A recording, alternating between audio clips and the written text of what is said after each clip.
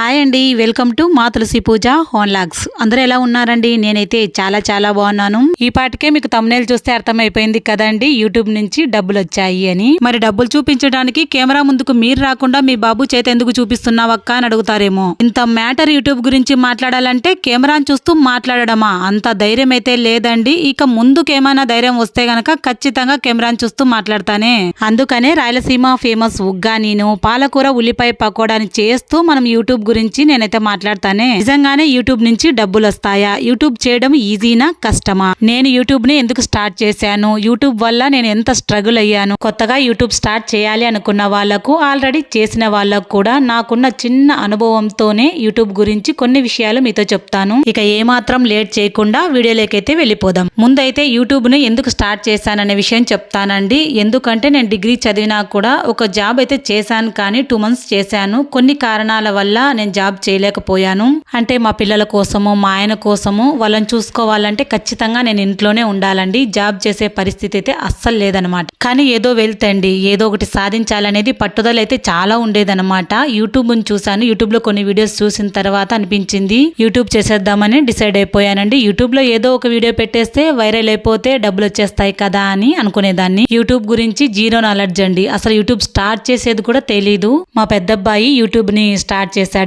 అంటే channel create చేశాడు. Channel name చెప్పంటే నేనే నేమ్ చెప్పాను. నేమ్ చెప్పిన తర్వాత ఎడిటింగ్ నేర్పించాడు. యూట్యూబ్ లో వీడియోని అప్లోడ్ ఎలా చేయాలి అన్ని కూడా మా బాబునే నేర్పించాడండి. స్టార్టింగ్ లో వీడియోస్ కి మాట్లాడడం కూడా చేతేది కాదండి, నిదానంగా నేర్చుకున్నాను. ఇదంతా ఫస్ట్ ఛానల్ గురించి చెప్తున్నానండి. ఫస్ట్ ఛానల్ స్టార్ట్ చేసి 3 years అయింది. ఫస్ట్ ఛానల్ అయితే 1 year వరకు అసలు గ్రోతే లేదండి. అయితే అయ్యేటట్టుగా లేదని 1 year తర్వాత షార్ట్ వీడియోలు అప్లోడ్ చేయడం స్టార్ట్ చేశానండి. అప్పటి నుంచి గ్రోత్ బాగుందనమాట. ఆ ఛానల్ స్టార్ట్ చేసిన తర్వాత ఈ ఛానల్ ని సెకండ్ ఛానల్ గా స్టార్ట్ చేశానండి. ఈ ఛానల్ అయితే కొద్ది రోజుల్లోనే ఇంప్రూవ్మెంట్ అయితే వచ్చింది. ఇలా అన్ని బాగానే జరుగుతూ ఉండేటువంటి $10 అయ్యాయి. ఇంటికి గూగుల్ పిన్ యాడ్సెన్స్ వచ్చింది.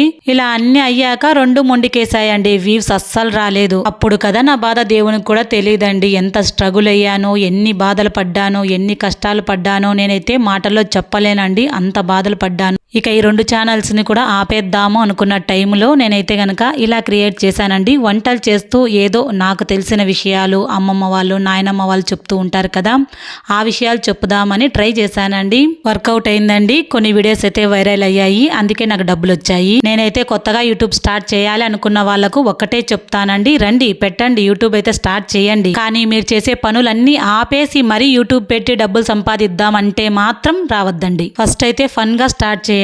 అంటే ఏదో మీరు చేసే జాబ్ కానీ, మీరు చేసే పని కానీ చేస్తూ ఇది స్టార్ట్ చేయండి. ఇక జాబ్ లేకుండా ఇంట్లో ఉంటారు చూడండి, వాళ్ళైతే గనక తప్పకుండా యూట్యూబ్ అనేది స్టార్ట్ చేయొచ్చండి. యూట్యూబ్ స్టార్ట్ చేయాలి అనుకున్న వాళ్ళు, మీలో ఏ టాలెంట్ ఉందో, ప్రతి ఒక్క మనిషిలోనూ ఒక టాలెంట్ ఉంటుందండి. వాళ్ళకే తెలీదు. ఆ టాలెంట్ ఏంటో తెలుసుకొని ఆ రిలేటెడ్ గానే వీడియోస్ పెట్టండి. సక్సెస్ అవుతారు. సక్సెస్ అవుతారా అంటే 100% కూడా చెప్పలేమండి. ఇక్కడ కోట్లల్లో కాంపిటీషను.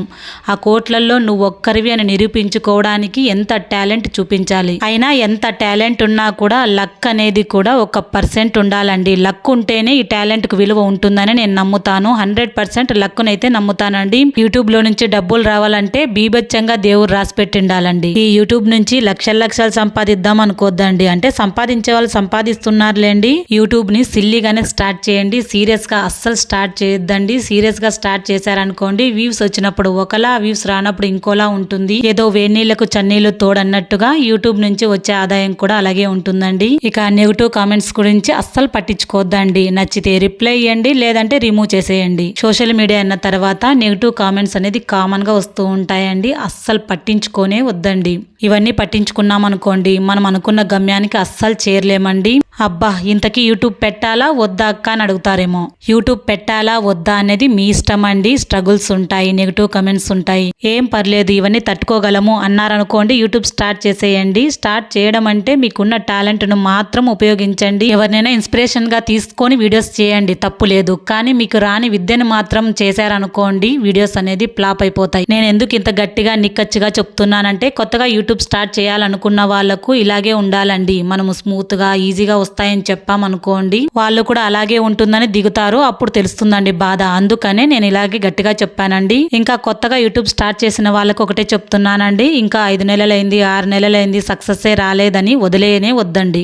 పట్టు వదలకుండా వీడియోస్ పెట్టండి. ఏదో ఒక రోజు అనేది సక్సెస్ అనేది ఖచ్చితంగా వస్తుంది. అమ్మా తల్లి ఇంతసేపు వెయిట్ చేయలేకున్నాము, ముందు ఆ శాలరీ ఎంత వచ్చిందో చెప్పు అని అంటారు కదా. నాకు తెలుసండి మీరు వెయిట్ చేస్తున్నారని. యూట్యూబ్ శాలరీ అనేది డైరెక్ట్ గా చెప్పకూడదు అంటారు కదండి. మనం కూడా పాటిద్దాము, ఎందుకు రూల్స్ అనేది బ్రేక్ చేయడము. మన ముందైతే ఉగ్గాని పకోడీ ప్లేట్ ఉంది కదండి. ఈ ప్లేట్ వచ్చి ఒక్కో ప్లేట్ వచ్చి 1000 రూపాయలు అనుకోండి. ఇలాంటి ప్లేట్లు అయితే కనుక 20 ప్లేట్లు తీసుకోగలము.